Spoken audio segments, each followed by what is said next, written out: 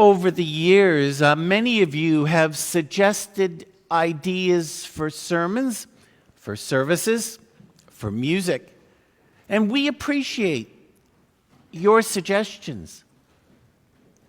But today I think may be a first. This is the first sermon idea ever given to me by someone in a hospice. A Walton member in their hospital bed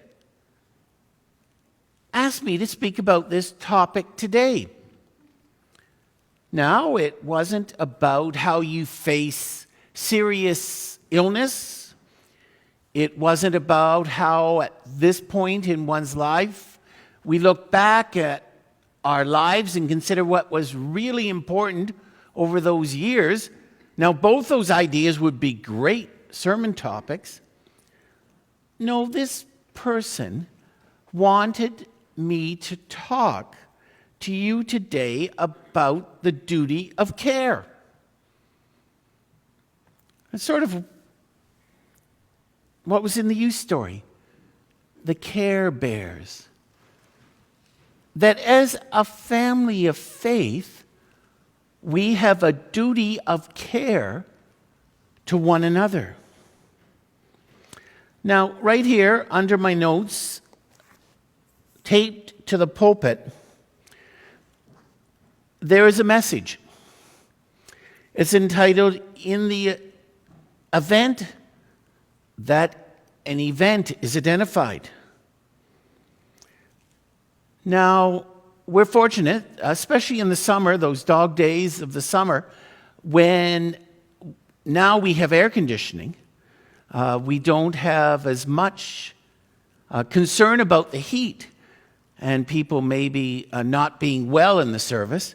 So we don't have as many of these events as we used to, but we still have them, and they could be at any time throughout the year.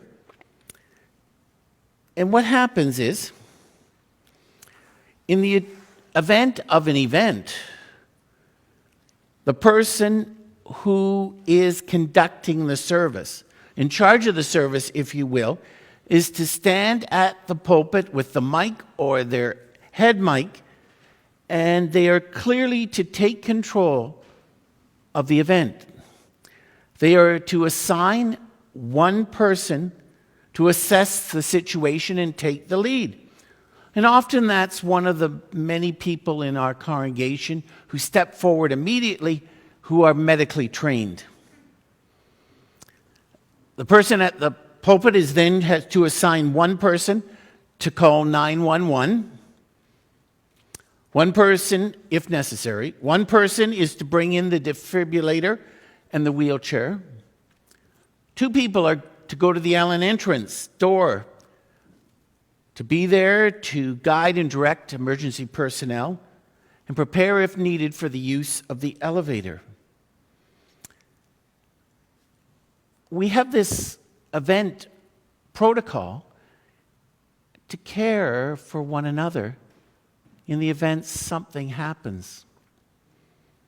We also have a policy that if someone goes unconscious, is unresponsive, is exhibiting symptoms of heart attack or stroke or allergic reaction, then we call 911. This is not debatable. We just do it. EMS will decide, not us, what's best for the person in a medical event. Also, it's Walton's policy that we continue the service of worship, if possible, making sure the recording cameras are turned away if this involves someone who would be in the frame of the recording. Duty of care. This is the first time since 2019 we have had a blood pressure clinic in my office off Bronny Hall. It was a great motivator to clean up my office. To some of you, that might be a shock and your blood pressure would go up. But it's so good that we are returning to so many programs and activities, but specifically with the blood pressure clinic, to the care of one another. For often those conducting the blood pressure clinic, it's the first time that someone has identified to that individual there may be a blood pressure issue and they may need to further seek medical advice.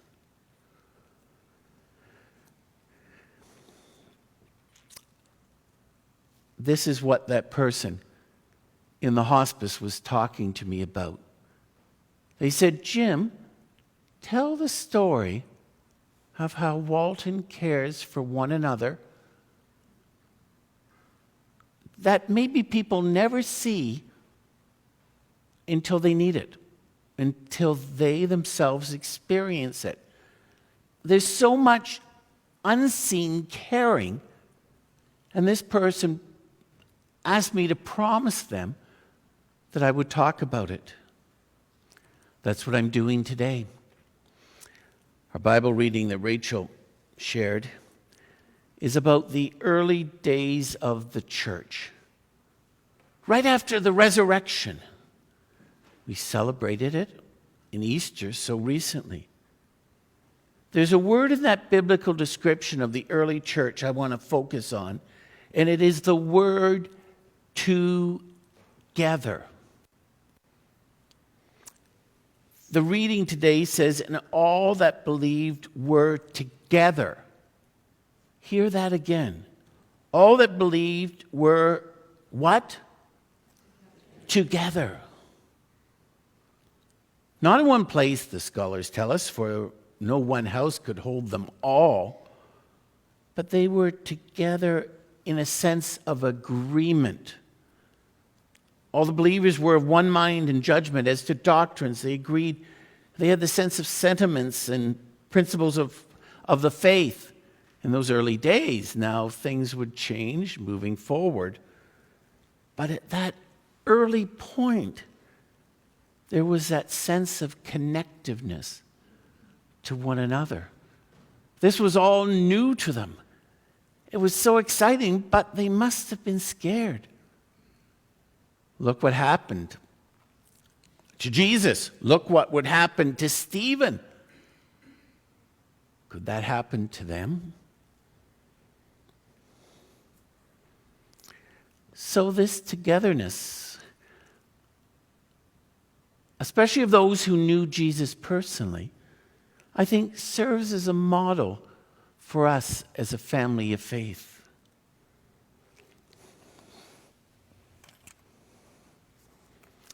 Do you know what this is? It's a naloxone kit. It's a safe antidote for emergency treatment of known or suspected opiate doses.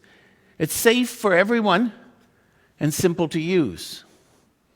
Each kit inside contains 2 nasal sprays. We have 3 of these kits in the church. One in the kitchen, directly above the first aid kit, by the main microwave. The second is in the office. And the third one is above the defibrillator beside the elevator. This is part of our duty of care. Looking out for each other. Not knowing when this might be needed. Now, the United Church of Canada has an official policy, and it's called the duty of care. It's for all congregations, staff, and clergy. It says we take seriously our obligations to provide a safe and nurturing environment to our communities, engaged in study, service, worship, and personal growth. The church has a moral, legal, and spiritual obligations to care for and protect all individuals who receive any type of service in a united church. Now, this policy is a guiding cornerstone for us here week in and week out. Often we're faced by decisions, situations that come up, and we ask ourselves, what is our duty of care in this situation? we have to think ultimately, how are we looking after the person who sits along from us in the pew? How do we care for them? Now, too often I think we are tempted to confuse duty of care with personal preference. And there's a difference. Personal preference is what I may like, what I may want. Duty of care is how we together can look after one another. For example, police checks. They're required in certain areas of our ministry, especially working with children, vulnerable adults. And we'd prefer we didn't have to apply. When I renew mine every 5 years, I have to go and be fingerprinted because someone else has a similar birth date and I guess demographic as I do, and they want to make sure I'm not them. So yes, it's a trip into Burlington to a police station to be fingerprinted. And my preference is I wouldn't do it, especially since I don't have a criminal record. But the duty of care is I do that because we care for each other. And I'm in situations that require a police check. And many of you work in situations like that, or you volunteer, or you here at Walton, you're part of a ministry that we need to have a police check. You see, it's about that togetherness. Togetherness. Now, duty of care can just be plain hard work, and it can be expensive. One small example. Around the exterior of this facility, it is lit all the time, from sunset to sunrise. There are lights on the exterior of the building and on the parking lots. Well, some congregations have timers on, and at 10:30 or 11 o'clock it shuts off. But the duty of care is that we want a safe lit environment for anyone at any time who may be using the church or our parking lot.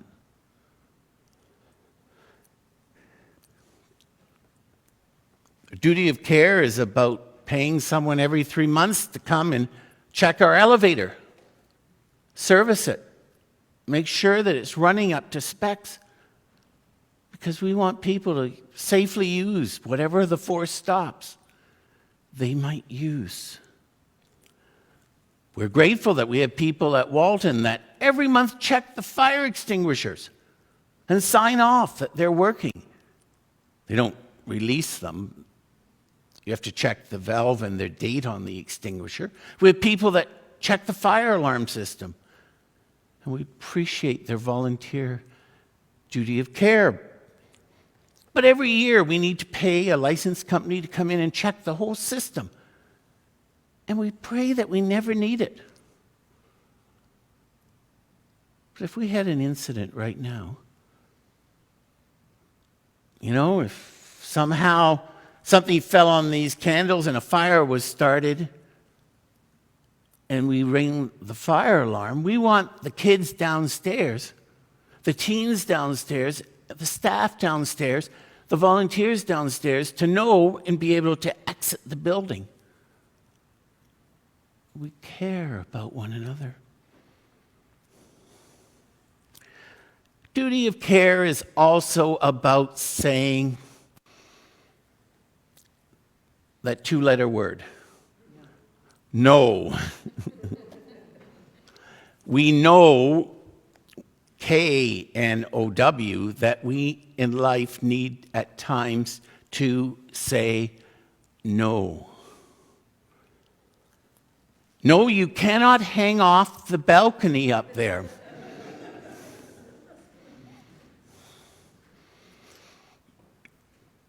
No, you cannot play on the stage in Bronte Hall. No, you cannot kick the soccer ball around in the sanctuary, just in the mini gym. Those are ones maybe that are more obvious. But sometimes when we say no, it can upset people. But we do it out of a duty of care and love for safety. Their safety and other people's safety. There can be upset feelings. Take the new commercial kitchen. For years, the kitchen was a walkthrough from the hallway where the washrooms are to Bronte Hall. It isn't now. Now, when you work in the kitchen, you have to have closed-toe shoes. You have to wear a hairnet. The serving counters aren't used for storage anymore. And you can't sit on the counters and visit. You see, we are now a commercial kitchen. And proper food handling, of course, was not what we were doing in some of those practices before. But now, we have to limit the kitchen to those actually doing food prep. We want anything you eat or drink that comes out of the kitchen to be healthy for you. And these are safe food practices. Now, duty of care has changed a lot since the early church. It's actually changed a lot since the last time the Leafs won a playoff season. But think of it. 19 years ago, was the church a cyber church? No. 19 years ago, would the majority of people be donating electronically or by cash or check on an offering plate? No. Would the majority of the communication be a telephone back then, and today it is a text or an email or some other communication? So with that change, we have introduced best practices. We've bought programs to add to our protection. We've purchased cyber insurance. Walton truly cares about the cyber nature of our worship, pastoral care, mission, and outreach. Recently, we've added 10 cameras to the exterior of the church building, security cameras. Now, I know we've added these two, which we record the services, and that's wonderful, and many, many people every week worship with us virtually, but these cameras, we got a government grant for it, is to protect not only the facility, but the people using the facility. Often staff are alone at night in the building. They can see who's at the door before they go to the door. We've created a strict policy about who gets to look at the cameras and how the cameras can be used. It goes with the idea now that we block the Allen entrance and there's a buzzer. We want to protect our kids, our staff, our facility, everyone who uses the church. Not at this point on a Sunday morning when it's full, but more importantly, when it's only partially being used or only a few people here. Times have changed and we've reacted accordingly. It would be hard for the people in the early church to even imagine, and may be hard for us back in 2004 in that series playoff to imagine what it's like today. Now, we truly appreciate the people who keep an eye on the building. There's people that cruise through in their cars if they're going east or west. There's people up in the condo and they have my cell phone on speed dial. If there's a problem, we want to protect people, and a number of years ago, we were able to have the police intervene in a situation protecting 2 minors involving something that was happening in the parking lot. We're caring not only for those of us who may be here quite frequently inside, but we're caring for those outside as well. Duty of care is practically living out our faith. It's showing how to be a good Samaritan. It's showing how we can wash the feet of other disciples the way Jesus washed the feet of his disciples on Maundy Thursday. It's about going that extra mile that Jesus talked about in one of his parables.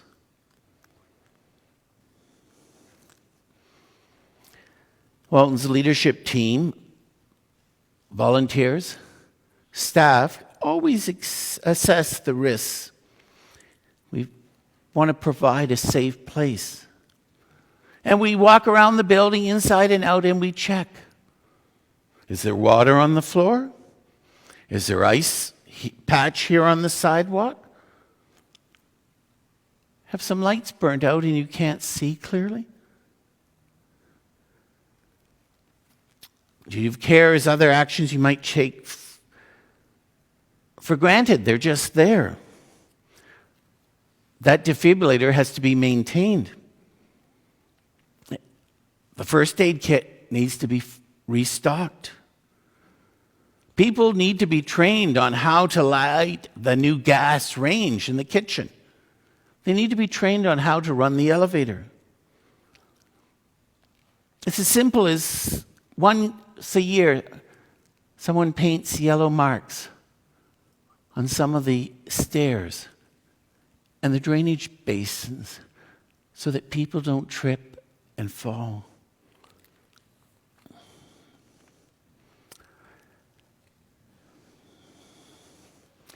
Over the last 3 years, Walton has often been the last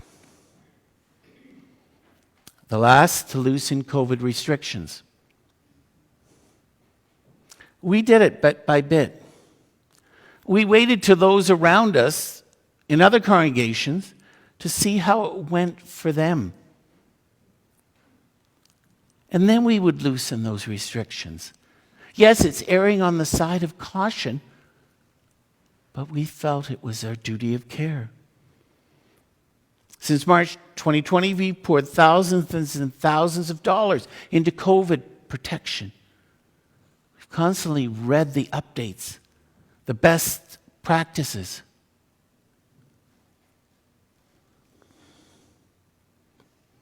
And that's not always been easy.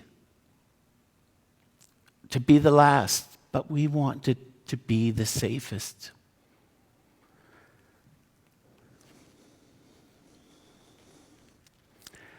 Now, people have been most generous during COVID. And as I mentioned earlier, giving has gone online.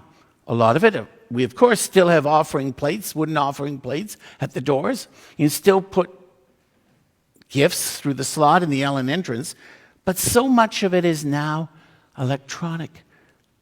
And we've done all we can to protect your privacy, to protect your information, to protect your generosity. We try to follow the CRA rules for charity. We fill out once a year that huge charity form. We've done a colossal insurance review and inventory. Now, you hear sometimes about scandals in religious organizations, but we try to make it all public. There's double, if not triple, approvals on the spending of money. Each month, all financial statements are reviewed by a team. When you make a donation, we want to honor that donation. We want to do whatever we can to protect it and respect it and use it appropriately. Finally, we have a duty of care about bullying or abusive behavior. We want people to be safe here. We don't want them to be the brunt of other people's unhappiness or anger or angst in whatever way expressed or acted out. We try to protect individuals. Well, I began by talking about that promise I made to someone in a hospice. I think that person has a wise insight. The person said, I'm sure people know that you go and visit in the hospices. We have volunteers that visit people. But Jim, I don't think they realize the other ways we care for one another. That there is a togetherness in a congregation. Well, I think it all goes back to Luke 6:31, when Jesus said, do to others as you would have them do to you. Amen.